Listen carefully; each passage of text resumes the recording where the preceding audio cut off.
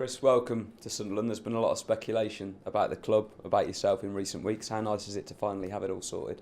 Yeah, it's been a mad rush, but it's great to be here. I'm absolutely delighted to be here. I'm looking forward to it. It's going to be a big challenge. We've got a lot of work to do, but absolutely thrilled and just really grateful to be given the chance to lead this great football club and try to, first of all, slow down the descent, find a footing and then start building. So lots of work in front of us, but it's a big challenge. I'm looking forward to it. You were with Wales for a long time, especially in footballing terms. Why was now the right time to come back into club management?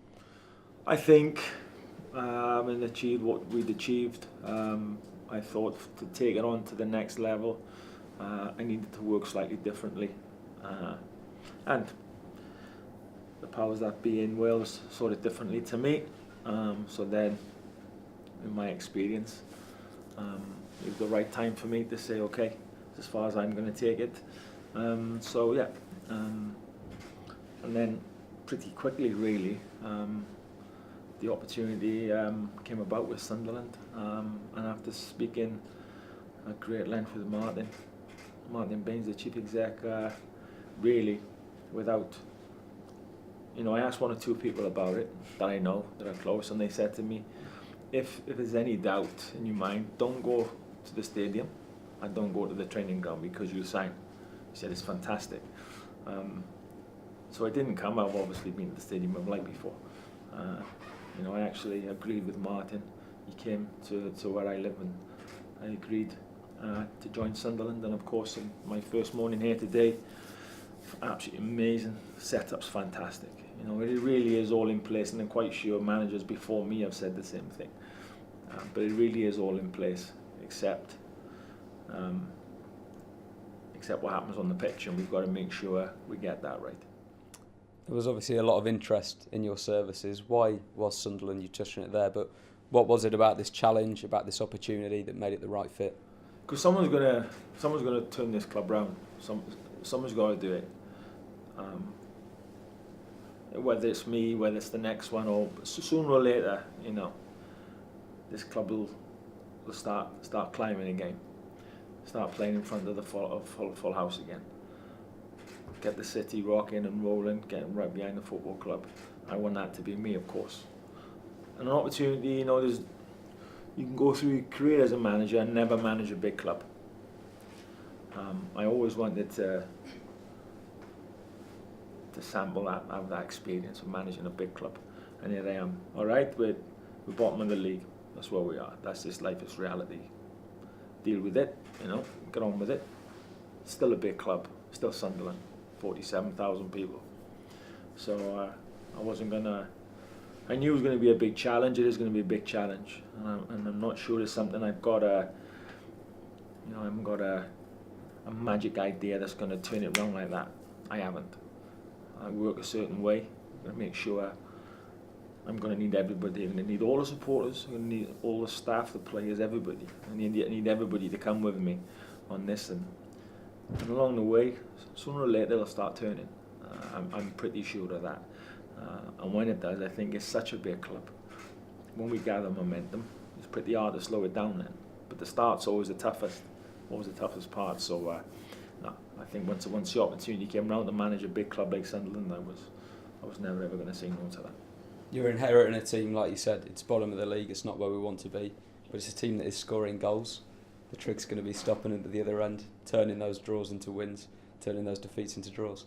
Yeah, the thing is, we all defend, we all attack, so I think it's roles and responsibilities. I had a chat with the players this morning, and it's pretty much, it's for people outside of our group to talk about winning and 3 points is obvious, that's all over football, but what we need to do is concentrate on performances and accountability. That's what it is, basically. Very, very simple. So we all attack, we all defend, we all work with each other. And you're in or you're out. If you're committed, you're in. If you're not committed, you're out. You can't pretend at it. So we'll find out or I'll find out who's going to be coming along on this next chapter for me. I'll find out pretty quickly, I think, who's really in and who's not. But then whoever's not need to go and play football somewhere else and get on with their career somewhere else. If this challenge is too big for them, then they need to move on, because what we don't need is any shrinking violets. We're not going to get anywhere with them. Doesn't matter how talented you are. It's not enough talent. Never is enough talent. You need a bit more than that. So we find out soon enough who wants to take the next step with Sunderland and with us and with myself. So like I said, and once we do that, we can start planning, and then we can start moving forward. But if you look at the league and where we are, of course, it's a daunting task, but it's one that I think we're capable of meeting head on and being successful. Obviously, as you've said, it'll take some time to put your stamp on the team, but you know a couple of the players already, you've worked with them before. How much will that help in terms of getting your ideas across? Yes, it's nice that I know one or two faces, they'll know me.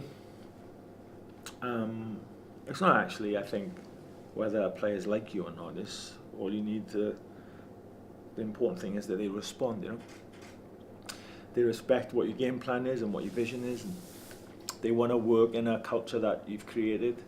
But yeah, my first day, there's a lot to think about, a lot to ponder, but there's also a lot of things to look forward to. I'm not sitting there in a position thinking, dear me, look at this.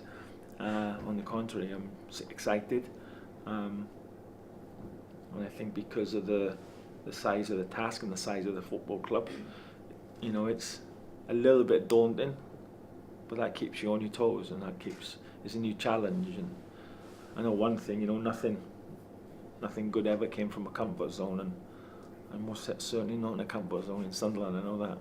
Something you've mentioned a couple of times is togetherness. I think one thing that we've all noticed on the media side of things is seeing the tributes come out for you from the Welsh players, from the Welsh fans.